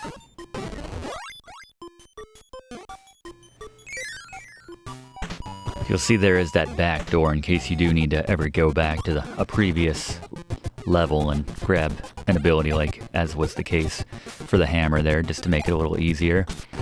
For this one, for the hidden switch, we need to get the stone ability. I suppose the hammer would still work as well, but being that we lost it, not a big deal. Come through here, get rid of whatever you have, and inhale. And that guy, he'll kind of hide behind that one-up in that case, but suck him in, swallow, and you got the stone ability, which we will need, as I just mentioned, for the next hidden switch.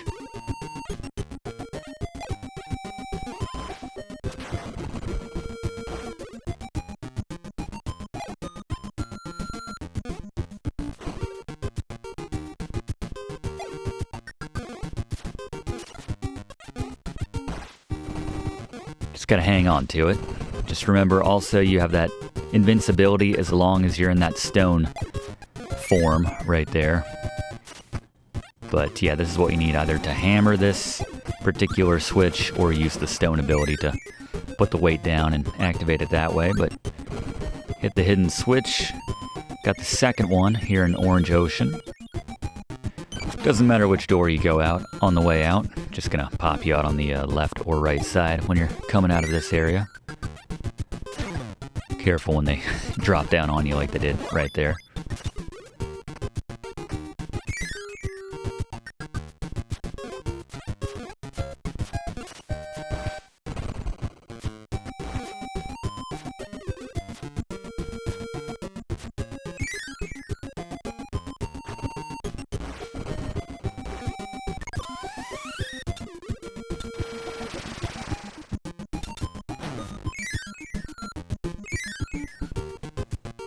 Fireball or a tornado works really well here. The guy down there has the tornado, but he's kind of hard to get with how quickly he moves about. Sometimes you're just better off going straight down.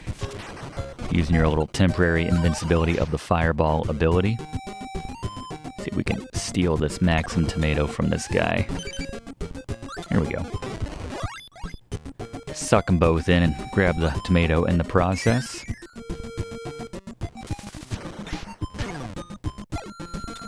It's just that temporarily vulnerable state you leave yourself in when you're coming out of the fireball is the only thing. Yeah, again, put a little distance between yourself and the bombs when they're about to explode right there. And again, we can just hover our way through, away from most of the dangers. As always here in Kirby's Adventure. Oh well. With an entire level, I'm still feeling pretty good about our chances to pick up just 4 more lives here. Got the pirate ship level here in Orange Ocean.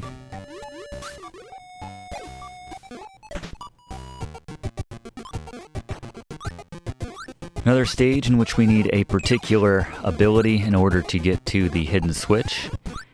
In this case, we need the laser, which we can get by...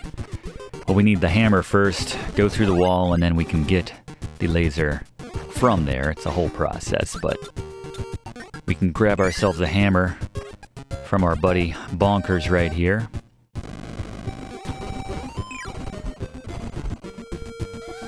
See, pops out one of the little nuts or football-looking things. Not sure what that's meant to be. He loves operating in these close quarters like this. This is his ideal battlefield right here. Certainly works to his advantage. Alright, well, he made us pay for that hammer, but we got the hammer. Once you have it, knock through the little crate right here. Go down and around. There's a 2 HP replenishing drink right there. And then you can hit that bomb, and then go through the hole where that bomb was. And then behind that bomb is a hidden area. If you're quick enough, you can get that one up, but it's not worth dying over. Going to the right there. Watch out for the laser. We actually need that laser to get to the hidden switch, so... Let's try this one more time.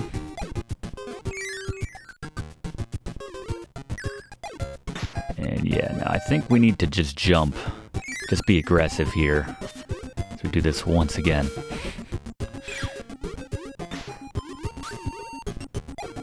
Just quickly jump in, suck him up, and there we go, we got the laser. So now we can head into that left door right here. Fire this off the wall to light the fuse. Jump in that cannon, and this will launch you up to the hidden switch. Top off our health once again. Only a few more switches to access at this point now. 4 or 5 more. Now we just want to pretty much float all the way to the top of this pirate ship and get on this warp star. Into the sunset.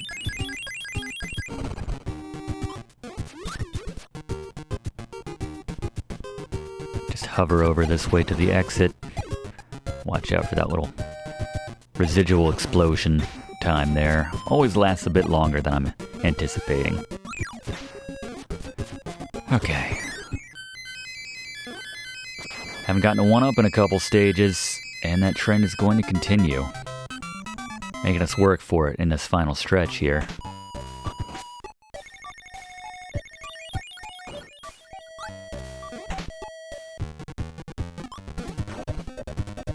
The hidden switch on this one doesn't require any special abilities, thankfully, finally, but it is tucked away, kind of hard to find, so use that guy to knock out that block and head to the bottom right here.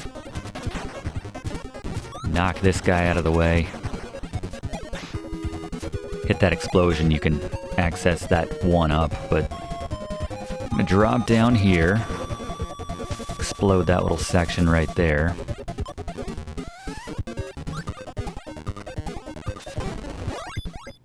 Grab the cutter move. Haven't had this one in quite a while, actually. Let's do that little slide to get the tip of that bomb to explode that there. We're gonna hover up right here.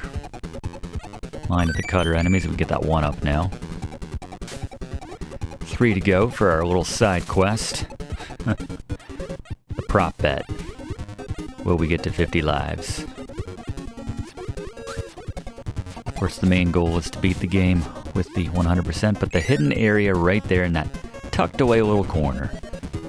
Again, don't need any special fancy abilities to access it. Get another egg minigame. Try our hand at that one again.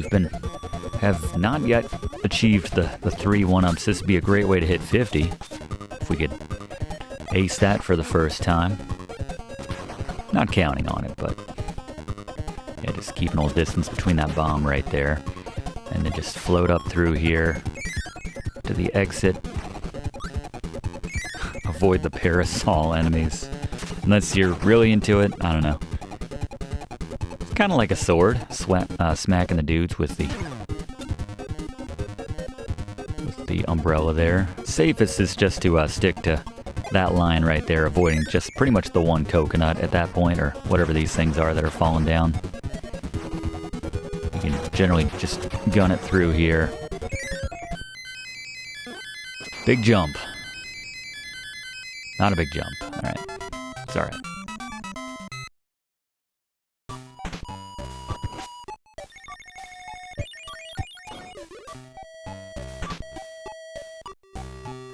Try our luck once again at the egg catcher. Not too many of these left in the game. Running out of chances. Threading that needle there. Oof. 2 bombs in a row. Best run so far. Yeah, it all fell apart there. Again, I had that thing where 4 bombs in a row. I had that thing where I thought I was dead to rights, but we've always gotten at least 1 extra life out of this minigame for what that's worth, so here we go. 2 away from that now. Moving on to Orange Ocean, Stage 5. This one's not too difficult in terms of the hidden switch. You just need to be kind of quick. The ability that we need to access the hidden switch, it's not difficult to get. So you could go out of your way to have a fireball earlier on, but I find just plain fire works pretty well if you're quick. So we'll show you how to do this. Fun colors here, like something out of one of the later Sonic games. By later, I just mean like, 1993, something like that. Certainly could have informed the level design a little bit here. A couple of the abilities, like the wheel, certainly kind of have a Sonic feel to them. And if we can get to one of these bombs in time, we can get that crash ability. It's just, yeah, they want you to try for it so that you get very close, but then run out of time and get caught up in the explosion, so.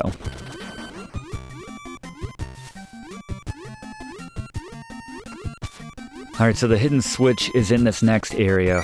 We do need to activate a cannon in order to access it, and we need to be quick to, after we light the fuse, to get into the cannon. But before we do that, we need to do a little bit of groundwork here. First, get rid of that bomb. Mine the crossfire of all these enemies flying at you. Knock this one out as well. So now we basically need to go down here, light this fuse, and then as quickly as possible, we need to get that back. There we go. As quickly as possible, we need to fly back up and then drop into the other pit to drop into the cannon, and then mind all these baddies in the meantime. Not too bad, not too difficult. Just gotta mind the enemies. If you mess up, just go back, reset the whole thing on the previous screen, but there you go. We get one more quick draw. I'm already satisfied with our quick draw performance, though. Just that one clear, that was pretty good.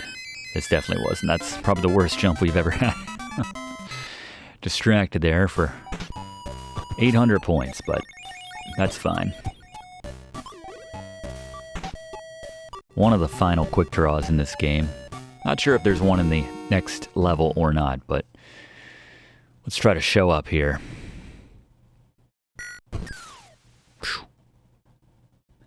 Out of practice. Out of conditioning in the off-season. 16 right there. 16 again. That's not going to fly against, say, your Bonkers. Alright, 13. 13's good. So those are all worth points. Bonkers is the one that'll net you at least that one up. And I'll go for Dedede again. Might try to get, yeah, tried jump the gun with that foul. 10 that time. Alright. Well, there you go. Got our one up. What does that put us at? 49 now? Oh, that's 50. Never mind. There we go. Alright. Prop bet achieved, everybody. The greater goal still lies ahead, and plus we don't want to die and drop below 50, obviously. Don't want to die in general, but... So, in this stage, to get the hidden switch, this one truly is hidden. And we grabbed... You'd think if you get 2 of the same type of enemy, we could earn ourselves the UFO in that case, but yeah, the UFO is handy here. We need to grab it and then head back under here once you have the UFO in order to knock out those blocks, and that's how you get the hidden switch right there at the start of that particular stage. That's the last one for Orange Ocean, though. Just a few more in the final level, which we will get to momentarily. Just take your time here. There's going to be a lot of enemies which fly in, more UFOs. They're very generous with the UFOs in this stage. I will say that, but it's nice to have that fully charged shot ready. And just, so you can take out any enemies which appear directly in front of you. They're finite, though, as long as you don't go back too far. Just once you take that one out, you're generally good to move forward. So there's 2 doors here. They both ultimately lead to the same place. You have a different mini-boss fight if you go through the top door. I just assume take on a couple Mr. Frosties, because when we have the fully charged shot, we just go through both of them with one shot. And then this particular stretch right here, which is unique to going through that bottom route, is really easy if you still have the UFO, which you probably should. It's not hard to hold on to as long as you take your time. And then, yeah, they both put you out at the same place. We have a Meta Knight, who should be as easy as ever once we have our UFO. Take out multiple dudes, depending on how they line up. I guess that fully charged one doesn't go through the ice blocks, but still, if you kind of thread your shots, you can take down 2 of these guys at once. Like so. Probably still faster. Yeah, some of them take 2 shots if you go for that little wussy initial shot, but yeah, it's probably faster if we just did it without the UFO. Just sucked them in, fired them at the other guys, but that's fine. It works. And nope. I was thinking, now that we don't need 1-ups anymore, we might have a little extra confidence. You know how that usually goes, but... Alright, that was the final stage of Orange Ocean. Let's go to the boss of Orange Ocean now, with Gary. Alright, Meta Knight. Get a few hits in, retreat, dodge the boss charge, just repeat this process. You'll take him down before you know it. Yeah, this one's always a street fight for me. Just exchanging blows right there. Throwing strategy out the window.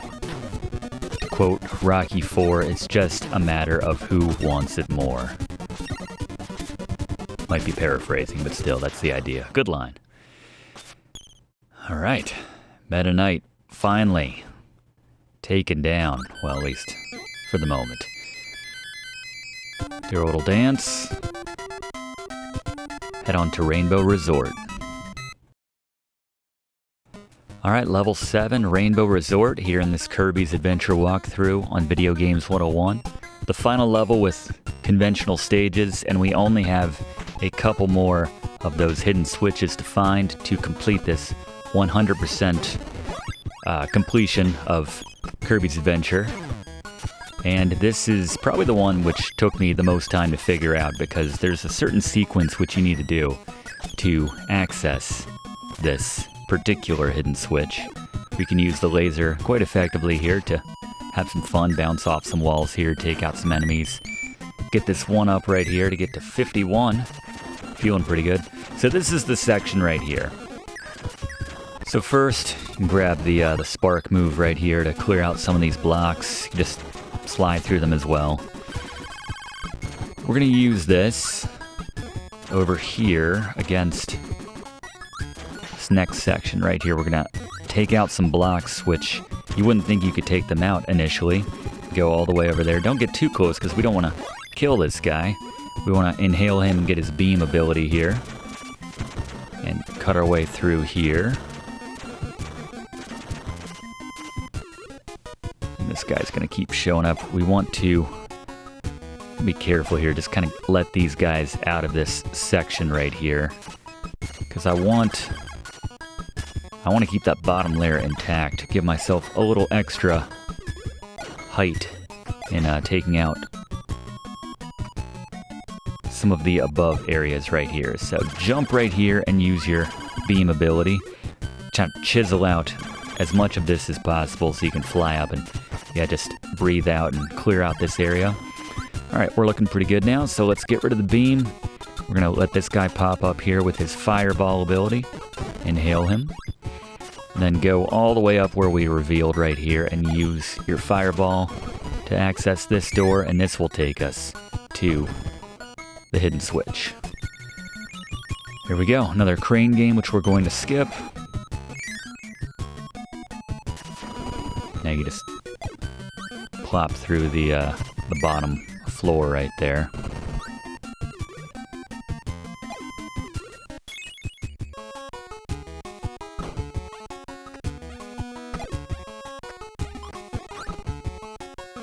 At this point, there's only one final hidden switch which we need to worry about, and I don't think it's until the final level, or the final stage here in Rainbow Resort.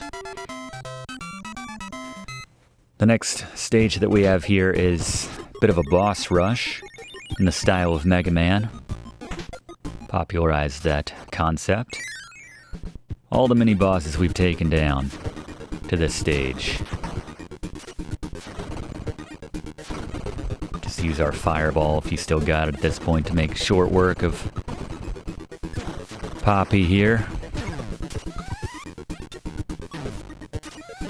A little sloppy, but that's alright. And make sure you pull him in to get the crash ability. Use this on the next boss once we go through this door here. Again, give him a second to start moving around. If you use it too soon, it won't take, so just wait a little second before you use that. Get the mic ability. Not quite as devastating against bosses, at least, as the crash ability, but we can use this to stack against Mr. Frosty here. There you go. And we'll save this last one. I'll take that over Mr. Frosty's freeze maneuver. And I like going all rock and roll in that final use. We've seen enough of Bonkers to know how to fight him by now. We know he's going to launch one of those little coconut football looking things. Little nuts. Get that hammer. It's actually not an easy boss rush because they don't give you any replenishing items midway through it, so you have to be very careful here not to take too much damage on any one boss. Love the hammer. Probably the best weapon to be in your hand during a boss rush. Just letting them make the moves, letting them come to you. I don't want your toss, your throw maneuver, Shelatoss. Stick with this hammer. Once again, we've seen all these mini bosses before. We more or less know their moves. Like he's gonna launch at us when he does that freezing move. Kind of telegraphing some of his moves here. It's just a matter of not getting greedy, getting close enough to get those hits in, but we've got time. There's no running clock going here like so many other NES games. The hammer's the way to go here. I'm no Blaze, but it would, if I were, it would get my, if I had a vote, it would get my ability of the game here in Kirby's Adventure.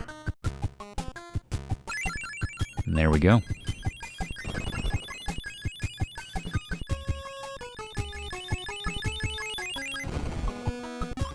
Very colorful, you have to say, as well. We haven't really talked about the graphics too much, but easily one of the most colorful games on the NES.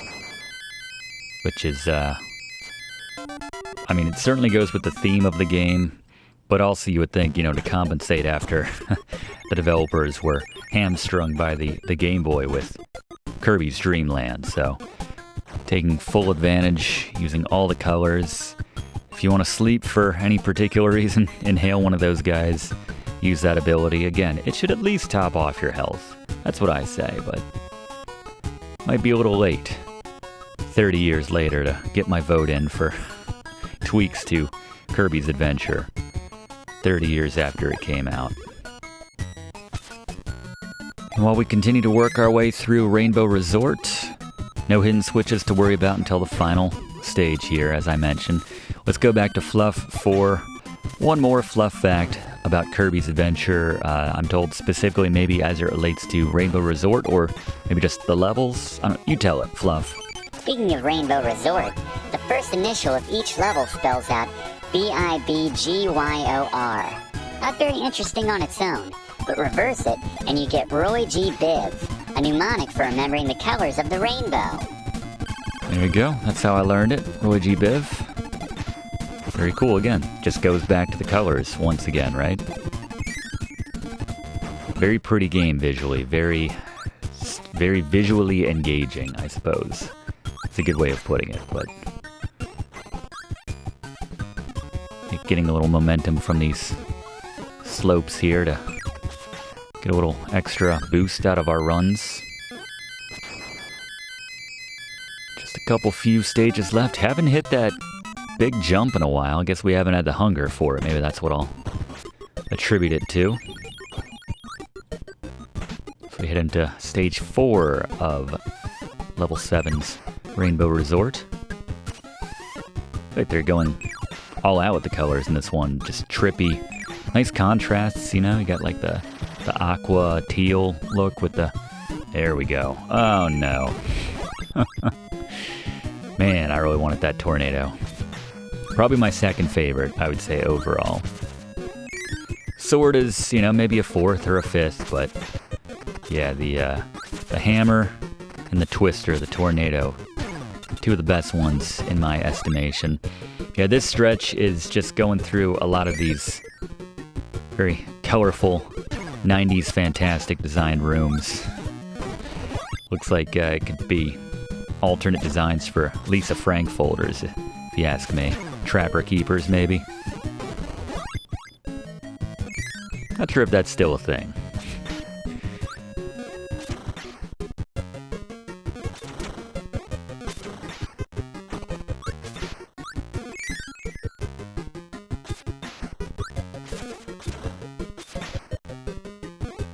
Sword works very well, though. They're very generous with, you know, the range of the sword, but the swing which it takes, sort of like the hammer, and it stays out for a while, much like the hammer. So very safe in that regard. Has a decent reach too when you see the kind of the full swing of it. And yeah, that didn't. Probably should have kept that one where it was. And there it came back to us. We'll take that.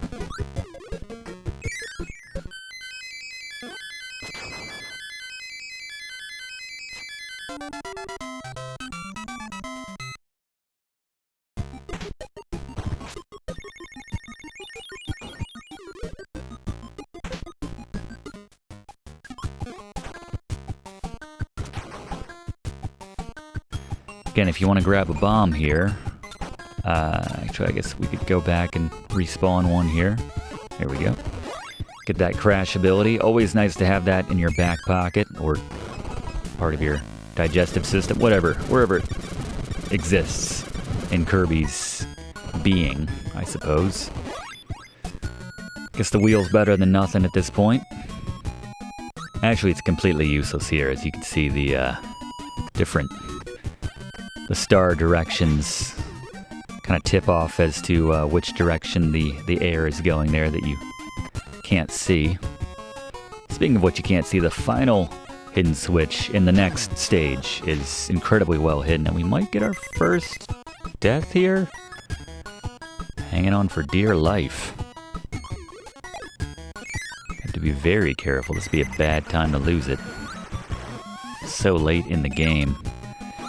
So we'll need that fire ability here to light the fuse. One touch and we are dead. There we go, just what the doctor ordered. Well, I guess he probably would have ordered a maximum tomato, but beggars can't be choosers here. So here the fireball is easier to get through that little bit right there, but it's actually not necessary. We can still barely get into this cannon if we're very quick and we launch it from the very edge. Right there, because you see the flames go a little bit down right there. Yeah, they kind of spread out just enough, and if you... There we go, alright.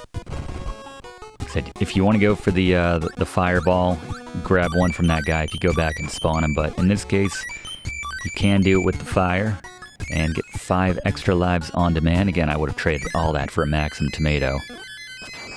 Right now, the streak is more important to me than extra lives.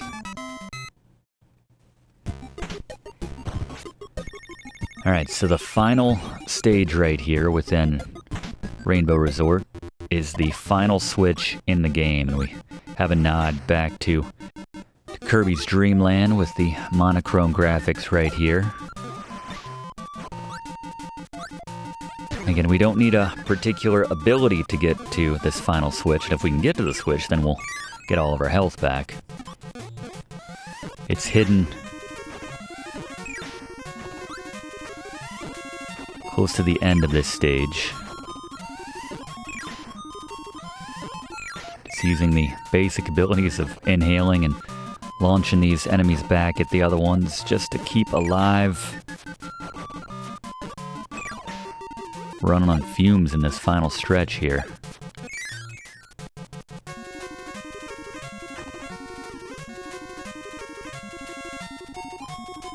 There's a maximum tomato. There we go. Alright, get back on our feet here. Alright. Let's play with a lot more confidence when you know you got full health right there.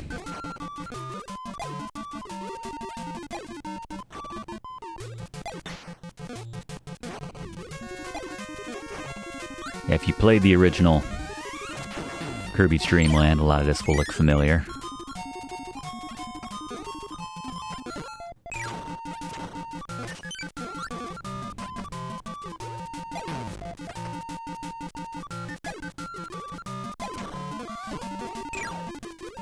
You expect there to be something hidden there after playing the rest of this game at this point, but no. Another tomato right there. After a long stretch of being stingy with them, they're plentiful in this area.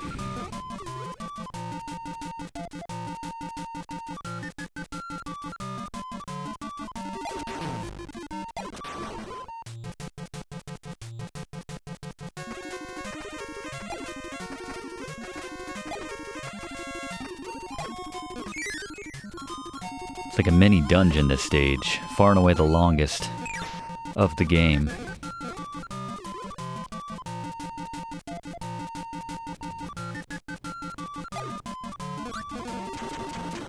And if we knock out all these pegs right here and hover on up above,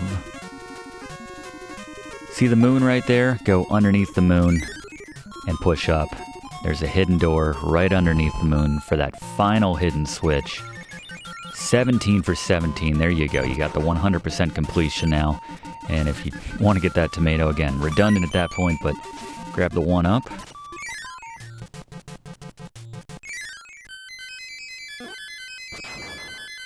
We get one last... No, we can't. Big drought for not hitting that, but that's alright. Alright. We have the boss of Rainbow Resort. And it's a big one. Let's throw it back to Gary. Boss beaters. Alright, the king himself. You want to keep your distance in the air when he's charging at you without a hammer. When you want to slide when he's in the air. When he's coming at you with the hammer, that's when you want to retreat, suck up the star when he hits the ground, fire it back. Repeat this process. You're not out of the woods yet, but he's not that difficult of a boss, all things considered. Yeah, agreed. Thank you very much, Gary. Not quite done yet with your services today, but... Yeah, I think you would have been better off just doing the quick draw game with us. That would have been truly difficult as a proper final boss exchange right here, but yeah, it's just pretty slow. Look for that hammer like Gary mentioned, otherwise just keep your distance. It's kind of a long fight when he does one of those wrestling moves as well.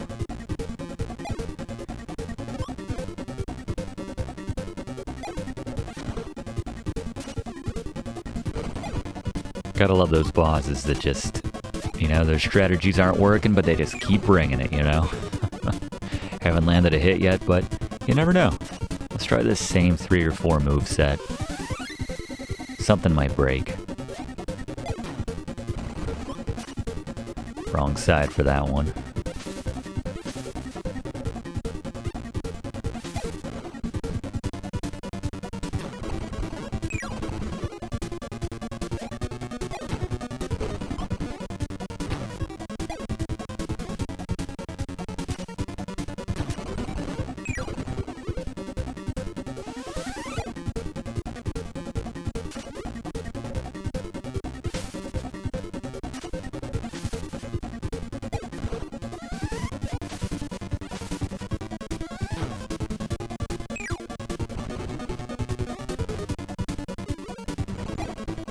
Getting a little sloppy here at the end. Still not difficult, just...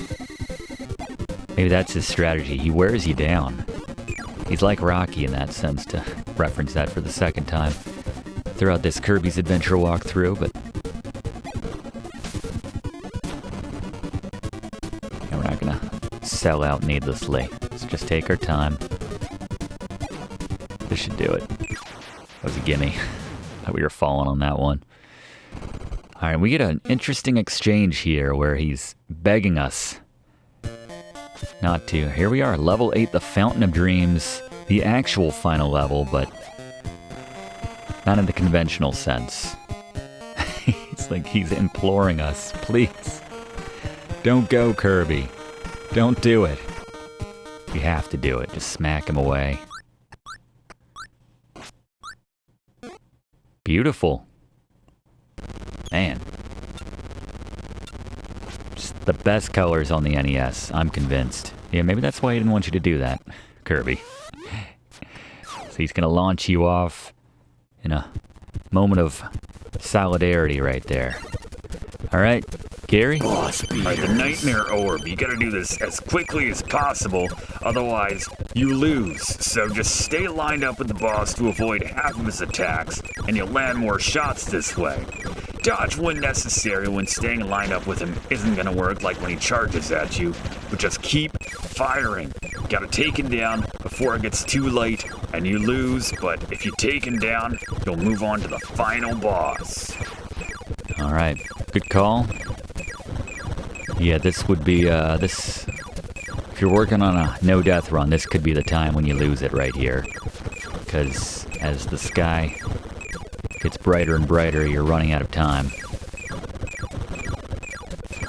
Sometimes you gotta sacrifice dodges just to get more hits in, just so you can actually take them down in time. Oh, it's gonna be close. It's gonna be close. Oh, there we go. Alright. Yeah, there's the ground right there. We had seconds to spare right there in the end. Alright, we have the actual final boss. 18 bosses later.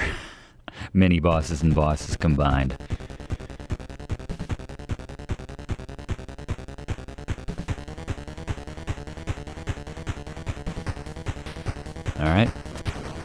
Here we are with strategies on how to beat the final boss of Kirby's Adventure.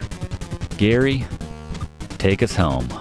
Who do we got? Boss beat. Alright, the final boss in Kirby's Adventure, the Nightmare Vampire. You want to get underneath him and do the jump attacks when he's above you.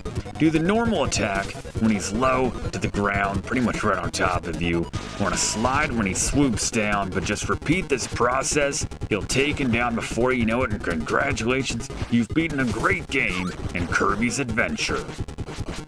Good call. Thank you very much, Gary. Kind of reminds me of the vampires in Illusion of Gaia a little bit right there. I like the design though.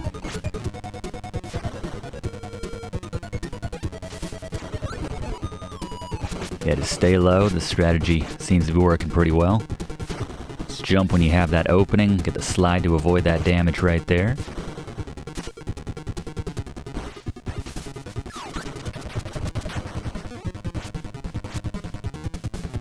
Had the Nightmare King in Little Nemo, the Dream Master. Here we have Nightmare Vampire. Not too difficult though if we stick to this strategy.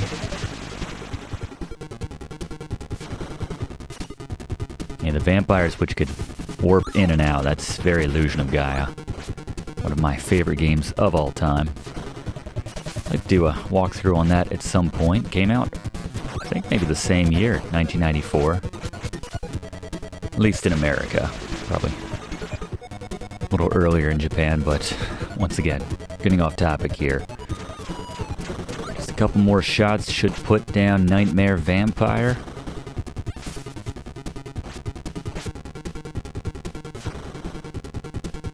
And this to save Dreamland. There we go. Excellent work from all my TAs today, especially Gary. 19 bosses. It's a lot of coverage right there. This very long but very satisfying game in Kirby's Adventure. Absolutely love this title. Glad to finally do a walkthrough on it here on Video Games 101.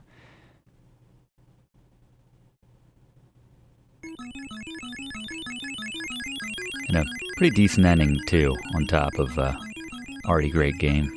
Kirby fought to find the Star Rod, but King Dedede did not mean any harm. See? Bad dreams invaded Dreamland. He's just trying to help out, while simultaneously trying to kill you with all of his baddies. A nightmare came to the Dream Spring and tried to cause pain to the people. Dedede foiled the nightmare. How about that?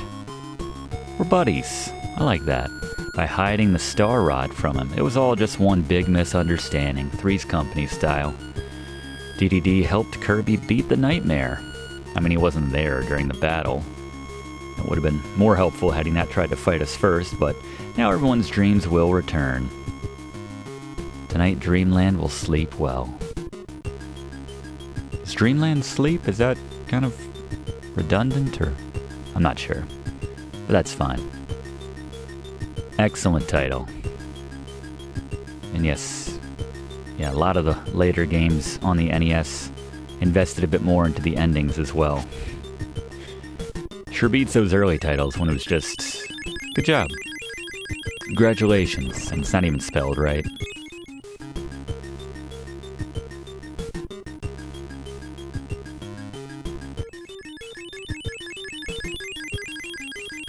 Kirby waving at us as he sails away on his warp star.